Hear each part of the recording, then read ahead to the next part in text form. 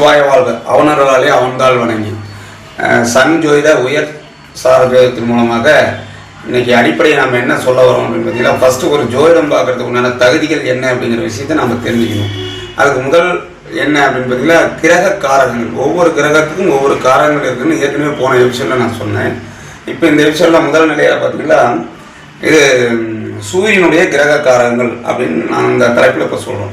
அப்போ சூரியனுடைய கிரகம் அதனுடைய தன்மை என்ன அப்படின்னு நம்ம தெரிஞ்சுக்கிட்டோம் அப்படின்னா, சூரியன் அதாவது லக்ன பாவத்தில் இருக்கிறவங்களுக்கு என்ன அப்படின்னு எடுத்துட்டிங்கன்னா, தலைமை பொறுப்பு ஏற்கிறதுக்கு அதிகமாக விரும்புவாங்க. அது தவிர ஒரு குறிக்கோள், எதையுமே ஒரு குறிக்கோளோட இருக்கணும்னு நினைப்பாங்க. ஒரு சின்ன விஷயமா இருந்தால் கூட அதை மனசில் வச்சு அதை குறிக்கோளாக அந்த விஷயத்தை சாதிக்கணும்னு நினைக்கிறது. குறிக்கோள் அப்படிங்கிற ஒரு விஷயம் அவங்க மனசில் தோன்றுவதற்கு வாய்ப்புகள் அதிகம். அதே மாதிரி தலைமை பொறுப்பு, எந்த இடத்துக்கு போனாலும் முதன்மையாக நாம் இருக்கணும்னு நினைப்பாங்க. குறிப்பாக ப்ரைஸ் வாங்கணுங்கிறதோ, அது விளையாட்டில் போனால் நம்ம முதன்மையாக இருக்கணும்னு நினைக்கிறது, கல்வியில் போனால் நம்ம முதன்மையாக இருக்கணும்னு நினைக்கிறது, அந்த முதன்மை அப்படிங்கிற ஒரு விஷயம். அப்புறம் மூணாவதாக பார்த்தீங்கன்னா மனோதிடம். மனோதிடம்னா சரியோ தப்போ ஒரு முடிவு எடுத்துட்டா அது ஒரு திடமான முடிவை மாற்ற மாட்டாங்க. அது சரியா தப்பா அவங்க சொன்னாங்கங்கிற அந்த காரணத்துக்காகவே அந்த முடிவை மாற்றாமல் மனோதிடம் அப்படின்னு பேர். அடுத்தது வந்து ஆளுமை திறன். ஆளுமை திறன் ஒரு குடும்பத்தில் வந்து நிர்வாகத்திறன் அப்படின்னு கூட எடுத்துக்கலாம். இது பெண்களுக்கும் பொருந்தும், ஆண்களுக்கும் பொருந்தும். அதுவும் பார்த்தீங்கன்னா ஒரு சில பெண்களே பார்த்தீங்கன்னா ஒரு கம்பெனியை நிர்வாகத்தை எடுத்து நடத்தக்கூடிய கம்பெனி, ஆண்கள் போல தைரியமாக செயல்படுத்தக்கூடிய செயல்திறன் அத்தனையும் வந்து பெண்களாக இருந்தாலும் அந்த நிர்வாகத்திறன் வந்து இருக்கிறதுக்குண்டான வாய்ப்புகள் இருக்கும் அப்படின்னு அர்த்தம். அடுத்தது பார்த்தீங்கன்னாக்க அந்தஸ்து. எப்பயுமே ஒரு அந்தஸ்தாக இருக்கணும்னு அவங்க வந்து நினைக்கிறது. அப்புறம் பார்த்தீங்கன்னா சுயமான கௌரவம் அப்படின்னு பேர். எப்பயுமே ஒரு கௌரவமாக வாழ்ந்த எண்ணம் அவங்களுக்கு வந்து இருக்கும். கௌரவம் அப்படின்னு பார்த்தீங்கன்னா உயர்வோ தாழ்வோ அந்த இடத்துக்கு உண்டான மதிப்பும் கௌரவம் நம்ம தேடி வரணுங்கிற எண்ணம் கண்டிப்பாக அவங்களுக்கு வந்து இருக்கிறதுக்கு வாய்ப்பு நிறைய இருக்கும். அதேமாதிரி உடல் உறுதியாக இருப்பாங்க. உடல் உறுதினா இப்போ சூரியன் என்பது கண் வெளிச்சத்தை குறிக்கும் அப்படின்னு எலும்பு, உடல் உறுதி, தைரியம், தன்னம்பிக்கை, இத்தனை விஷயங்கள் அது வந்து கொடுக்கறதுக்கான வாய்ப்புகள் இருக்கும். அதே மாதிரி தானிய வகைகள் அப்படின்னு எடுத்துட்டோம்னு வச்சுங்களேன், அது வந்து கோதுமையை குறிக்கும்.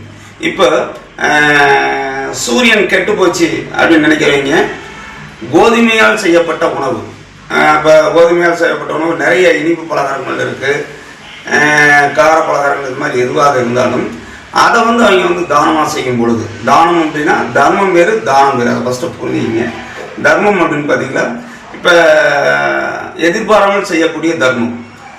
இப்போ நம்ம போகும்போது யாராவது ஒருத்தர் பசியாக இருக்கும், படுத்திருப்பாங்க, அவங்களுக்கு ஒரு வேளை உணவு, ஒரு வாட்டர் கேன் தண்ணி, பணம் நம்மகிட்ட இருக்கிறத 10, 5, 100, 50 தகுதிக்கு தகுந்த மாதிரி அதை கொடுக்கறது. அப்புறம் கோதுமையால் செய்யப்பட்ட உணவு வாய்ப்பு வரும்பொழுது பயன்படுத்திக்கணும். அந்த மாதிரி ஒரு வாய்ப்பு இருந்தால் அந்த மாதிரி நம்ம எதிர்பாராமல் செய்யக்கூடிய தர்மத்துக்கு அதுக்குண்டான பலன்கள் எதிர்பாராமல் நம்மளுக்கு கிடைக்கிறதுக்குண்டான வாய்ப்புகள் கண்டிப்பாக இருக்கும். அப்படியே பார்த்தீங்கன்னா இந்த இப்போ மோதிரம்லாம் போடுறாங்க இல்லையா, அதில் வந்து கல் அப்படின்னு பார்த்தீங்கன்னா மாணிக்கம்னு சொல்லக்கூடிய, அதாவது நவரத்தினங்கள்லேயே முதன்மையானது எது அப்படின்னு கேட்டிங்களா மாணிக்கம். அப்போ அந்த மாணிக்கத்தை அணியும் பொழுது அவங்களுக்கு வந்து செப்பாக்கிறதுக்கு வாய்ப்புகள் அதிகமாக இருக்கும் அப்படின்னு எடுத்துக்கலாம். அப்போ அடுத்த கட்டம் அப்படின்னு எடுத்துட்டிங்களாக்க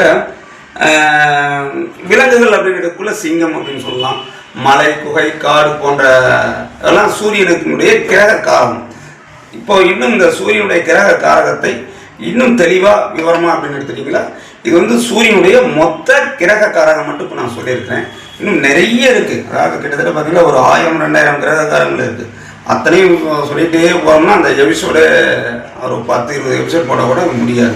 இருந்தாலும் ஜோதிடம் தெரிஞ்சுக்கணும் ஆர்வம் உள்ளவங்க இந்த சின்ன சின்ன விஷயங்களுக்கையாவது மெமரி பண்ணி வச்சுக்கிறது ரொம்ப ரொம்ப நல்லது அப்படின்னு எடுத்துட்டான். இன்னும் அடுத்த எபிசோடில் பார்த்தீங்கன்னா சூரியன் 1ஆம் பாவத்தில் இருந்தால் என்ன பலனை தரும், 2ஆம் பாவத்தில் இருந்தால் என்ன பலனை தரும், இந்த மாதிரி சில விஷயங்களை உங்களுக்கு வந்து எடுத்து சொல்ல விரும்புகிறேன். அதேமாதிரி ஜோதிடம் புதுசாக பழகணும், கற்றுக்கணும் அப்படின்னு நினைக்கிறவங்க இதை தொடர்ச்சியாக பார்த்துட்டு வந்தால் உங்களுக்கு ஓரளவுக்கு புரியறதுக்குண்டான வாய்ப்புகள் இருக்கும். இருந்தாலும் குரு தொட்டு காட்டாத வித்தை சுட்டு போட்டாலும் வராது அப்படின்னு ஒரு சில பழமொழிகள் இருந்தாலும் கூட நீங்கள் நிறைய இந்த எபிசோடு பாருங்கள். இதுதான் இல்லை, இன்னும் நல்ல மிகவும் புகழ்பெற்ற ஜோதிடர்கள் அவர்கள்லாம் நிறைய இந்த ஜோதிட வீடியோக்கள்லாம் போட்டுட்டு வராங்க. அந்த மாதிரி ஒவ்வொருத்தரும் போடுறதையும் நீங்கள் தெளிவாக பார்த்தீங்களா, ஜோதிடம் கற்றுக்கணும்னு ஆர்வம் உள்ளவங்களுக்கு பல விஷயங்கள் புரியறதுக்கு ஆரம்பிக்கும். ஆனால் இந்த எபிசோட இதை முடிச்சுக்கிட்டு அடுத்தது வந்து கிரகம் 1ஆம் பாவத்தில் இருந்தால் என்ன பலன்கிறது 12 பாவங்கள் ரீதியாகவும் 12 கார தத்துவங்கள் மூலமாகவும் எந்த கோயிலுக்கு போனால் என்ன பலன் கிடைக்கும் அப்படிங்கிற விஷயத்தையும் அடுத்த எபிசோட்லேருந்து நான் உங்களுக்கு தெளிவாக விளக்க விரும்புகின்றேன்.